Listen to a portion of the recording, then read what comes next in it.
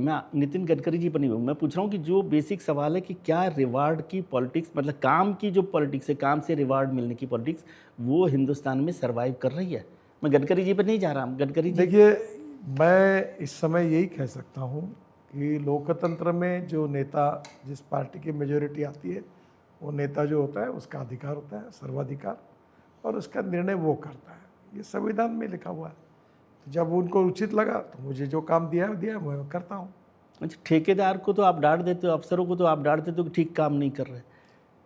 वो तो बेचारा गरीब आदमी, गरीब मतलब कि वो तो कमज़ोर आदमी है, गडकरी साहब की सुननी पड़ेगी उसको। जहाँ सुनानी है वहाँ आप नहीं बोल रहे। ऐसा नहीं है।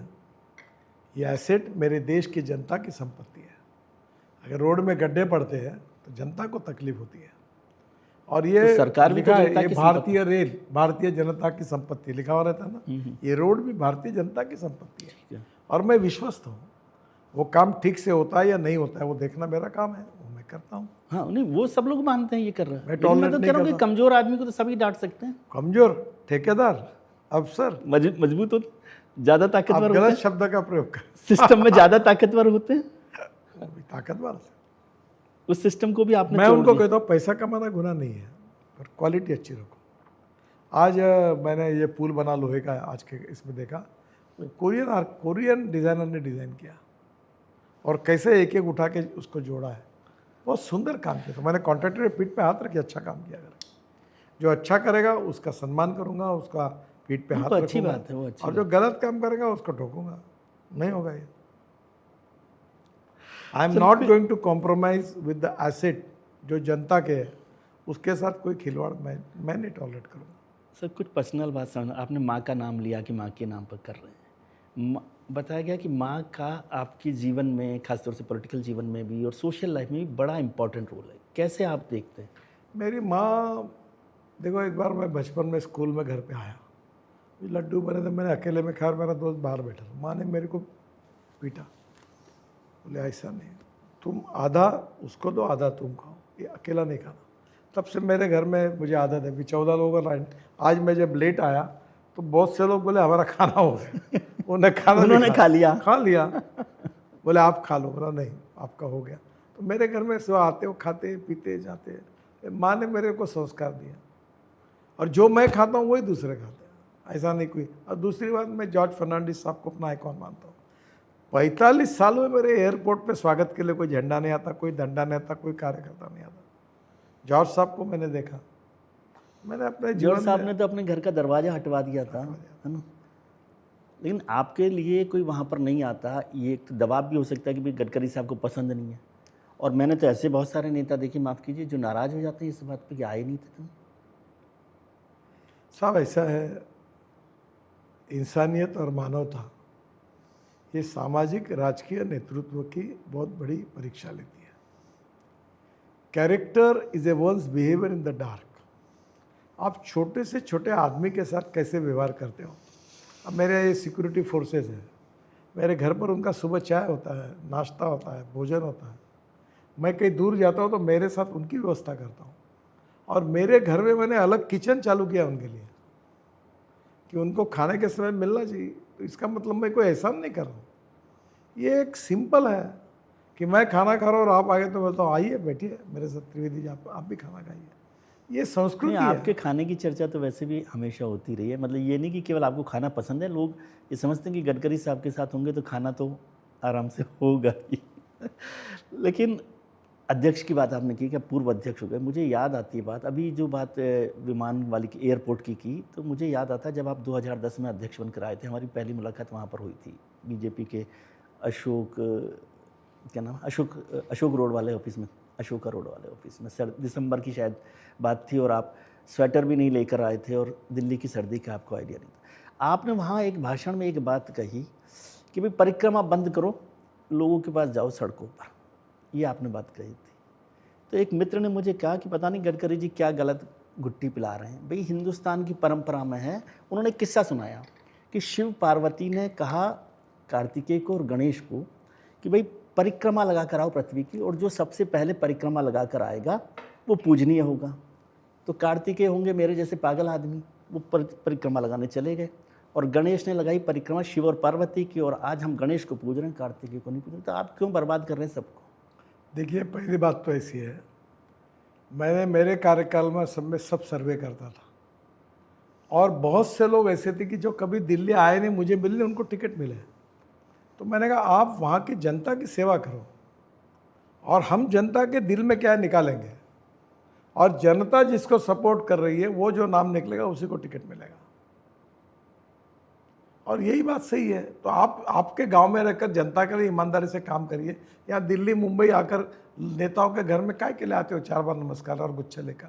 जरूरत नहीं इसकी, आप काम करो। मुझे पता नहीं आप कितने पॉलिटिकल लोगों का करियर बर्बाद करेंगे ये सुझाव देके, लेकिन मैं ये समझना चाहता हूँ अध्यक्ष वाली बात। सर, अध्यक्ष को लेकर बहुत चर्चा हुई थी जब आप अध्यक्ष बने थे, तो बहुत सारे लोगों ने कहा कि संघ की वजह से आ गए गडकरी साहब, और उस समय 2009 का चुनाव हारे थे, आडवाणी जी जैसे बड़े नेता थे। तो एक D4 उस समय चला करता था ग्रुप दिल्ली का, पार्टी का। तो ये कहा गया कि भाई अध्यक्ष बनेगा तो D4 से बनेगा, मतलब जो दिल्ली में नेता है। लेकिन अध्यक्ष की जो चर्चा हुई उसमें से नितिन गडकरी साहब निकल कर आ गए, जो शायद दिल्ली आते ही नहीं थे, या आए होंगे तो कम आए होंगे। कैसे हो गया ये काम? सर, पहली बात तो ऐसी है कि उस समय के इतिहास को आप जानिए जी। एक तय हुआ संघ और आडवाणी जी के बीच में कि भाई इस बार नई पीढ़ी का कोई नया नेता को अध्यक्ष बनाना चाहिए। उसमें 4 नाम आए। एक मोदी जी का था, एक शिवराज सिंह चौहान का था, एक मनोहर पर्रिकर था, एक मेरा था जी। कुछ कारणवश मनोहर पर्रिकर का नाम रहा नहीं। शिवराज जी मुख्यमंत्री थे इसलिए वो नहीं मध्य रहा। प्रदेश का। मोदी जी गुजरात के मुख्यमंत्री थे, वो भी नहीं हुए, तो मेरा बैलेंस रहा। तो फिर आडवाणी जी ने कहा कि यही नाम है, और फिर मुझे संघ ने बुलाया कि तो मैं दिल्ली कभी जाता नहीं, मुझे अनुभव नहीं। मुझे याद आ रहा है वो दिन याद है नहीं जब आप आए थे अध्यक्ष बनने। वैसे तो उस दिन की बात याद है जब आप रामलाल जी से मिलने आए थे अध्यक्ष बनने से पहले, हम लोग वहाँ थे। बहुत चर्चा हुई थी कि गडकरी साहब अध्यक्ष बनने वाले हैं। तो क्या ये माना जाए कि संघ की वजह से ही, क्योंकि सब लोग कह रहे नागपुर से हैं, संघ से लंबा, आपने भी बताया कि संघ से आपका बचपन से उस समय बाल मैं स्वयंसेवक के संघ तौर का पर स्वयंसेवक हूँ जी। बाद में संघ के लोगों ने मुझे कहा कि तुमको जिम्मे, तो मैंने कहा मुझे मालूम नहीं दिल्ली, मुझे जनरल सेक्रेटरी बनाओ। बोला आप चिंता मत करिए, हम सब आपके साथ हैं, आप जाओ पार्टी को संभालो, आप स्वयंसेवक हो, जो आदेश मिला वो करो। अच्छा, आपने पार्टी का अध्यक्ष बनकर बहुत सारे काम किए। एक तो वो पार्टी कार्यालय की शक्ल बदल दी आपने, जो अशोका रोड का ऑफिस था। खैर अब तो नया भी बनाया आपने ऑफिस। लेकिन जब दूसरी बार जब संघ का मतलब आपका अध्यक्ष का कार्यकाल खत्म हुआ और दूसरे दिन बनना था, मुझे पता है क्योंकि मैं वहाँ पर भी था शायद उस समय, ये क्या नाम है, तालकटोरा रोड पर, ये 3 मूर्ति मार्ग पर घर था और आपका नागपुर का ऑफिस था। तो तय था कि गडकरी साहब अध्यक्ष बनेंगे दूसरी बार, और मुझे बताया गया कि संघ के कहने पर पार्टी के संविधान में भी बदलाव किया गया कि कंटिन्यूटी में 2 बार अध्यक्ष बनाया जाए। फिर अचानक एक दिन ऐसा क्या हुआ, एक दिन क्या एक रात जो है वो कत्ल की रात साबित हो गई? देखिए, वो तो सबको पता है, मेरे ऊपर झूठे आरोप किए गए, झूठे आरोप साबित हुए। 2012 में कांग्रेस की सरकार ने राइट ऑफ इंफॉर्मेशन दिया कि मेरे ऊपर कोई आरोप नहीं, मैंने कोई गलत काम नहीं किया। अब उस समय जो हुआ सो हुआ, और फिर जब ये बात आई तो मैंने कहा कि भाई ये आरोप कर रहे हैं, तो जब तक इसकी इंक्वायरी होती मैं नहीं बनना चाहता, ताकि मेरे कारण पार्टी का नुकसान हो। मैं बाजू हट गया। आपने ठीक से बात नहीं बताई, क्योंकि उसी दौरान क्या हुआ, उससे पहले की बात है। सुषमा जी मुख्यमंत्री बनी थी दिल्ली की 3-4 महीने के लिए, साहिब सिंह, और वो उसके बाद चुनाव हार गई। तो सुषमा जी ने कहा एक लाइन कि घर को आग लग गई घर के चिराग से। ये बात 2013 में भी सही साबित होती है, 12 में भी, नितिन गडकरी साहब के लिए। मुझे नहीं कहना है, मुझे किसी का आरोप नहीं लगाना। मैंने इतना ही कहा कि ठीक है। नहीं, आपने बताया कि कांग्रेस सरकार ने तो आपके आरोपों को क्लीन चिट दे दी। कांग्रेस की तो सरकार फिर इसका मतलब कांग्रेस ने तो नहीं लगाए सर? थोड़ा सा समझता हूँ मैं, माफ़ कीजिए। नहीं, इस विषय पे मैं इतना ही जानता हूँ कि जो आरोप हुए थे वो गलत निकले। कांग्रेस के राज ने मुझे सर्टिफिकेट दे दिया, पर उस समय झूठे आरोप के कारण जब पार्टी बदनाम करने की कोशिश कर रहे थे कुछ लोग, तो मुझे ध्यान में आया कि ये एक षड्यंत्र है। तो मैंने कहा ठीक है, मेरे कारण पार्टी को जवाब देना पड़ेगा, मैं नहीं होना चाहता हूँ। मैंने उसको मुक्त, मैं कहा तो षड्यंत्र तो घर में ही हुआ ना, मतलब आप ये कह रहे हैं? देखो देखिए मैं छोटा कम पढ़ता हूँ, देखो था, हिंदू धर्म है ना, कम पढ़ता हूँ, षड्यंत्र मेरे पढ़ाई था, लिखाई कम है, पर घर लेकिन में था कि बाहर था ये मैं कभी कहता नहीं हूँ और मुझे कहना नहीं है। मैं ये कहता हूँ कि मेरे नसीब में था, ठीक है, खत्म हो गया, मुझे चिंता नहीं उस बात की, और मैं किसी के ऊपर दोष देना नहीं चाहता। नहीं दोष देने की बात नहीं, मतलब लेकिन ऐसा हुआ क्योंकि आपने एक बात कही कि भाई कांग्रेस ने, सरकार ने क्लियर कर दिया था उसमें नाम नहीं, आपका। उन्होंने इंक्वायरी कीजिए पूरी, हाँ इंक्वायरी की ना, मेरे ऊपर जितने इंक्वायरी हो सकती थी पूरी 25 साल की मेरी इंक्वायरी की, पूरे तरह से की जी, और सब इंक्वायरी में कुछ निकला नहीं, तब मुझे पत्र दिया कि नथिंग इज अगेंस्ट यू, मैंने कोई गलत काम नहीं किया, आज भी मेरे पास कोई नहीं है। नहीं, इसका एक मतलब मुझे कम समझ में आता, आप समझा दीजिए। इसका मतलब ये तो हुआ कि कांग्रेस ने तो नहीं लगाए होंगे आरोप, क्योंकि वो लगाते तो कम से कम नहीं, क्लीन उस चिट नहीं समय कांग्रेस वालों ने उस आरोप के ऊपर कार्रवाई की, मेरे को वो तो जांच करवाई ना, जांच करवाना तो काम है। उस समय फाइनेंस मिनिस्टर थे, उन्होंने स्टेटमेंट दिए, इंक्वायरी की, इंक्वायरी की ना, और फिर क्लीन चिट भी दी। नहीं क्लीन चिट देनी पड़ी क्योंकि उस पर कुछ निकला नहीं। सर ये बात हो गई कि ठीक है, इस बात को हम छोड़ते हैं कि राष्ट्रीय अध्यक्ष के बात को लेकर हुआ। आपने एक बात और आई, अध्यक्ष जब आप थे, मुझे याद आ रहा है क्योंकि मैं उस समय वहाँ पर कवर किया करता था भारतीय जनता पार्टी, तो अशोका रोड पर जाते थे। आपने पार्टी के लिए नया दफ्तर, जो आजकल नया दफ्तर दीनदयाल उपाध्याय मार्ग पे बना, वो भी शायद गडकरी साहब के रहते हुए। मैंने कमलनाथ जी जब मंत्री थे उनके घर पर गया और उसके पैसे भी भरे और मेरे कार्यकाल में वो जगह ली। तो ये जो दीनदयाल उपाध्याय मार्ग पे बना, ये नितिन गडकरी साहब ने और कमलनाथ जी ने दे दिया? नहीं, उस समय ऐसा था कि कांग्रेस सरकार वो दे नहीं रही थी। हाँ, फिर मैं उनके पास गया, मैंने उनसे अनुरोध किया, जगह ली, पैसे भरे, जी। जगह में एक गार्डन आया था, जगह बदल के दी उन्होंने। और मेरे बाद में फिर नए अध्यक्ष आए, उन्होंने पार्टी की बिल्डिंग खड़ी की। खैर इसमें मैंने किया उसने क्या है सवाल नहीं, नहीं, मतलब उस समय पार्टी ये का नया उत्तम कार्यालय दफ्तर हुआ, बना था। इस बात की मुझे खुशी है। लेकिन बहुत सारे लोगों ने मुझे कहा कि ये कार्यालय बना तो बहुत सुंदर है दीनदयाल उपाध्याय मार्ग पे, लेकिन यदि दीनदयाल जी आए आज पार्टी में तो शायद उस दफ्तर में जाना मुश्किल हो उनके लिए, ऐसा है क्या? ऐसी बात आप क्यों करते हो? पार्टी में कोई आता है, कोई जाता है, सबके लिए खुले है। नहीं, दीनदयाल जी का नाम वैसे तो हो सकता है बहुत सारे लोगों को पता ही नहीं हो दीनदयाल जी कौन है आजकल पार्टी नहीं, में। ऐसी बात नहीं है। पार्टी के दीनदयाल जी हमारे प्रेरणा स्रोत है। हाँ, और हम सबके मन में उनके प्रति भाव है। नहीं जो पार्टी में, सर दोनों दफ्तर आपने देखे, अशोका रोड का भी देखा, और आप तो महाराष्ट्र में भी अध्यक्ष रहे हैं। सब मेरे रहे। लिए तो मेरी सोच यही है कि वो अच्छा, दूसरी इसको दफ्तर दूसरे के तरीके लिए से मैं समझना दीनदयाल जी की एक प्रकार की स्मृति है। अच्छा, इसको दूसरे तरीके से मैं समझना चाहता हूँ। इस दफ्तर में यहाँ आते हैं घर पर, यहाँ घर में आया तो मुझे लगा पता नहीं आज मुलाकात होगी कि नहीं, 100-150 लोग हमेशा रहते हैं। चलिए ऐसा कीजिए, मुझे बताइए, आप दिल्ली में रहते हैं अब, तो कितने मंत्री हैं जिनके घर पे 150 लोग रहते हैं दिन भर में? सर कहाँ क्या होता है और कहाँ क्या नहीं होता ये मेरा विषय नहीं। मेरे घर में क्या होता है ये मुझे पूछिए, मैं बता दूं। तो 150 लोग रहते हैं ना, जैसे आप एक अखबार के हो या 150 चैनल लोग के, रहते हैं ना। आपके चैनल और अखबार के बारे में आपसे बात करें, बाकी दूसरे अखबार और चैनल की क्या बात करना है।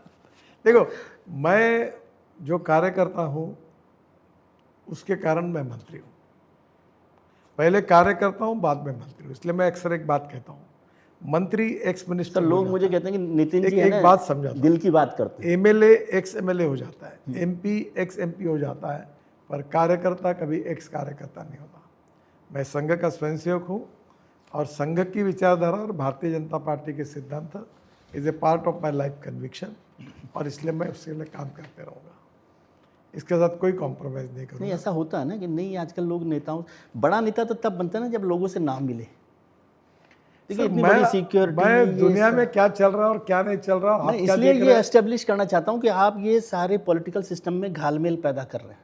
मुझे फर्क नहीं पड़ता, मैं तो चला अपने रास्ते पर, मुझे उसकी कोई चिंता नहीं। मैं जो रास्ता मुझे स्वयंसेवक और कार्यकर्ता के रूप में मिला है, मैं आपको ये भी कहा कि मैं कोई पूर्णांक नहीं हूँ, मेरे में बहुत कमियाँ हैं, वो ठीक मैं है, एक बात अपूर्णांक नहीं, हूँ। हाँ। जो मुझे प्रेरणा मिली उस हिसाब से मैं चल रहा हूँ। सर आप महाराष्ट्र से आते हैं, नागपुर से आते हैं, नागपुर में रहा, विदर्भ भी रहा, जो पुराने सांसद थे जो आपसे पहले, वो भी हमारे मित्र रहे थे, और लगता ही नहीं था कि कांग्रेस से यहाँ से ये चला जाएगा और भारतीय जनता पार्टी के पास आ जाएगा। लेकिन महाराष्ट्र की सबसे बड़ी पॉलिटिकल पार्टी एक जमाने तक रही शिवसेना। आपका बड़ा उनके साथ, शिवसेना का साथ, बाला साहब के साथ बड़ा स्नेह रहा। ये खत्म हो गई दोस्ती वोस्ती, सब प्यार स्नेह, बड़ा भाई छोटा बदलती जाती है। अटल जी कहते थे कि अलायंस बनती है, पार्टियां आती है, पार्टियां बिगड़ती है, चली जाती है, नए नए पार्टियां फिर आती है, पर ये देश यही रहता है। नहीं, लेकिन हमें देश शिवसेना के के लिए साथ काम आपका बड़ा संपर्क रहा, बाला साहब के साथ भी रहा। आजकल तो महाराष्ट्र में मैं नहीं हूँ, और वहाँ की राजनीति में दुर्भाग्यवश शिवसेना की हमारी रिलेशनशिप जो पहले जैसी थी वैसी नहीं है। अब वो महाराष्ट्र के नेतृत्व देख रहे हैं, अब उसमें मैं तो बहुत सारे लोग कहते हैं कि बीजेपी के साथ ये प्रॉब्लम है कि वो अपने सारे सहयोगियों को खा जाती है। जैसे कांग्रेस के साथ प्रॉब्लम है कि उसके सहयोगियों से खा जाते हैं, वैसे बीजेपी जो है अपने सहयोगियों को खा जाती है। मैं हम किसी को नहीं खाते। तोड़ दी ना आपने शिवसेना, शिवसेना तोड़ दी ना। नहीं जम पाया उसमें, उस समय जो जो परिस्थितियाँ उसमें हुई। आजकल मेरा मुंबई जाना भी नहीं होता और मुझे ज़्यादा जानकारी है।